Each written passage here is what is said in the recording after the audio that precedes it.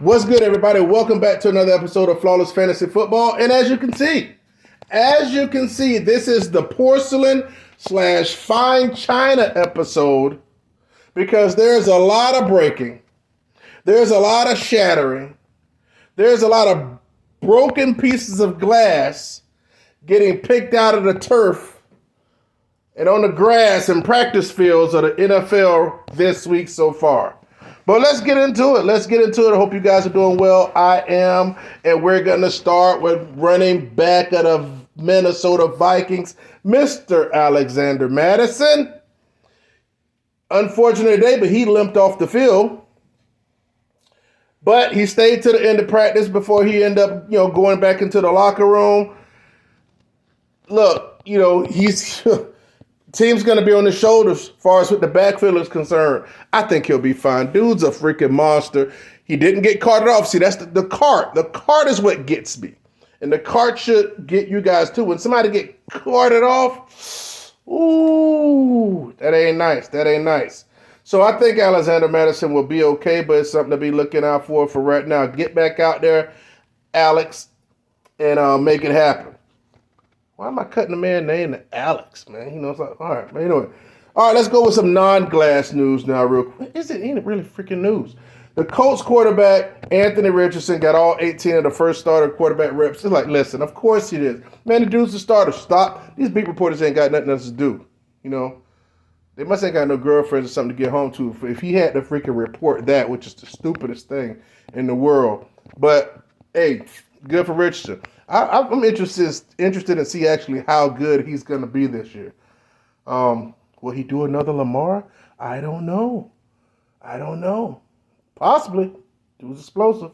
We'll see. Let's go back to glass now. Let's go to Mr. Tim Patrick. Man, Mr. Tim Patrick was carted off the field yesterday with a left leg injury somewhere in the foot and ankle area, man. Tim Patrick's cake mix. I heard it was a non-contact injury and looked nasty. So... they just gave him an extension too or something like that, I believe. Man, that dude got a lot of free money. But yeah, his career, he's done. He's done. Pillsbury cake mix, the finest of China. Yeah, sorry to hear that, Patrick, but hey, everybody's not built to be in the league 10, 12 years, man. So I wish you the best. You got plenty of money. You'll be fine. Let's move on to Colts running back Zach Moss. He suffered a broken arm. He's going to be out 6 weeks. And, man, I guess it wasn't that bad if it's just like 6 weeks, and you got to be getting hit on that arm, so you're probably going to have one of those shoulder harnesses on like Dalvin Cook had, but every time he put that damn shoulder harness on, he had a good-ass game too. But so unfortunately Zach Moss is out, but that segues right into Jonathan Taylor, man. I'm going to tell you right now, all this tweeting back and forth and all this, messaging and stuff, they're saying he had an injury. He said he never had back pain, and 2, he never reported back pain. He don't know who your sources are. He need to go find new ones. He asked for a trade. Jim Irsay said, you're getting in there and you're lining up behind Richardson. You're going to tote the rock and shut up because we ain't trading you now or we ain't trading you in October. And who the hell is Jonathan Taylor anyway to think he can request a trade? I just think he's like positioning because he ought to know what time of day it is. The running backs do. There's no way these running backs could have seen that wide receivers and freaking 3rd and 4th string wide receivers are going to be getting paid more than them. But that's just how it is nowadays. But, Jonathan Taylor had his rookie year. He had his blow-up year. Then he glassed out. Like, bro, you ain't got no room. You know what I'm saying? To be trying to talk about trade and this and that. Nah, bro. I think he wanted to be at the Colts. He just... it's rumors of him not wanting to get franchised next year or something like that, so I think he's trying to act out. But we'll see what happens. I just know I don't want no drama with my 1st or 2nd round pick, and for me, because I'm all about building up my core. So Jonathan Taylor off my board, I'd have had the best anyway. You know what I'm saying? So that's just the deal. What's next? DeAndre Swift been lining up all over the field. Okay, that go without saying it because that's what you're going to do. You're going to line up around the field. You ain't like you're going to get many targets around there because, the wide receivers are there. Goddard there. He's there. The quarterback like to run. The running back's like, man, if y'all pick Swift, y'all, good luck. Swift is off my radar. Swift is off. And I know, again, everybody loves to say, but everybody is a great pick at a price. I don't buy that mess. Okay? I don't buy it. Take the freaking third receiver for Cleveland Browns. It's round 14. Would you draft him? No. So I want to hear that everybody is a nice, nice draft pick, depending on where they get picked at. I can't stand when people say that. It's people I know that start and I say I won't touch them jokers in the 11th, 12th round because I'm just that convicted against having them on my team, and I'll feel confident in picking someone else. Will that person outproduce them? Maybe, maybe not. But an SOB ain't gonna be on my team if I don't want him to be. You just gotta have some conviction in your freaking draft picks. All right, I endorse that around here. Now, don't be sitting back and be like, well, the ADP says this, man. The ADP be wrong as hell all the time. All the time. What? You pick ADP just so the end of the draft thing can say you had a good grade? Man, every time I see somebody have a good grade, an A grade, they don't win. And to me, it's like, oh, well, you ain't going to win. Because that's all you're doing is picking off the top, you know what I'm saying, of the ADP for what they say. And I just look at that team and they don't be looking flattering at all. But that's just me. All right, let's go to freaking the glass running back boys over there at the Seahawks. Mr. Kenneth Walker and Zach Charbonnet. Kenneth Walker got his groin issue. He's not at practice. Charbonnet has got a shoulder injury. He's out indefinitely. Don't know how long the indefinitely is. Man, these dudes are so freaking plexiglass.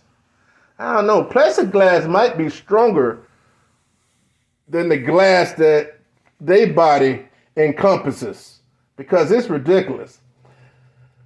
But see, if Charbonnet was healthy and he was getting first team reps right now, that would probably help him. But, Kenneth Walker still got a stranglehold on that job.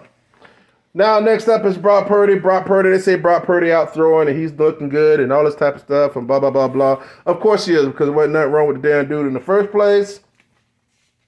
And you know how that goes for me, how I feel about that. I feel San Fran will be in their bag this year. And look, guys, I am a fan to the new subscribers that are here. I am a fan, but I'm not one of these people that be like, oh, San Fran's going to win this year. They're going to win this year. They're going to this year. I don't do that. But what I did say, and I'll be the first one to say it, I was the first one to say it, and I'll say it again, and I'll say it again, I'll say it again. If not this year, it will be the next year because I truly believe in my heart that all the pieces that are there in San Francisco, not just personnel from up top, from Lynch to the quarter, to the head coach. He didn't pay this dudes with losing the Super Bowl. But it's that acquisition of Christian McCaffrey because I truly believe that all three of the great white running backs in the NFL will have Super Bowls. Larry Zonka, John Riggins, and Christian McCaffrey. Count on it. Count on it. That's the type of forecasting that you'll never get from anywhere else. That's the type of prophesying you get over here from yours truly. I'm going to circle back real quick and I'm going to talk about Patrick. That should up the value of Greg Dortch and Greg Dortchich, how do you pronounce his name, and the tight end over there and Judy. Y'all can play with it. I don't know if I'm gonna, all these dudes like Judy, but I don't know. I don't think I'm on Judy like that. You know what I'm saying? I'd rather pick other people that's around him if I'm picking a wide receiver. He may do just fine, but I don't know. Part of me is thinking when I was coming back from my vacay, I was thinking, my little time off, that maybe Russell Wilson just washed, Maybe it was DK Metcalf and Tyler Lockett that made him. Not to say he was sorry as hell or nothing like that, but he was declining before he left, right? Remember that, guys?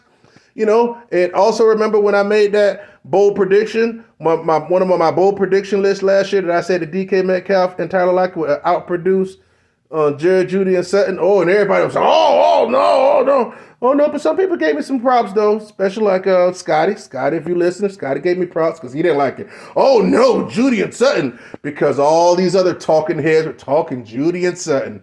But one thing that listen, DK is DK and Lockett is Lockett. And I'm not, obviously, it's not going out on a limb and saying it again this year, but, man, it just goes to show you, we all have our opinion. All of us fantasy football content creators have our opinion. So look, at the end of the day, even if I say, hey, if I give somebody a green, that don't mean when I do my, just like I did the tight ends, if I give somebody a green endorsement, which is a full go, for me, that don't mean you have to see them as a green. You might see them as a yellow. You might see them as a red. If you do, you did that's wrong. But okay, it's at the end of the day, it's your choice and your selection that you have to do with your drafts. I'm looking forward to the season, guys. I'm excited. I'm still working on the league. I'll let you guys know about that, as I work it through. Again, speaking of league, the next video, I'll be doing a mock draft. Unless something really crazy pop up. I'll be doing a mock draft. And like I said, I'm trying to build my best team with Travis Kelce in the first and Mahomes in the second. We'll see. Just something I want to try and, have fun with. Like the video, comment if need be. Hey, man, I want to know what's going on with you guys, man. Lindell, I ain't heard from you in a long time, man. And all you guys that got little, spots in the league, you know what I'm saying? Holler at your boys, say what's up. Put a comment down there so I can, go back and forth with y'all a little bit. Anybody that's listening, say what's up to your boy Flawless. Hey, man, I thank you guys so much for listening to the content and being a part of the community. Remember, like the video and comment, man. I want to see what y'all up to, all right? Peace out. See you in the next video. Flawless.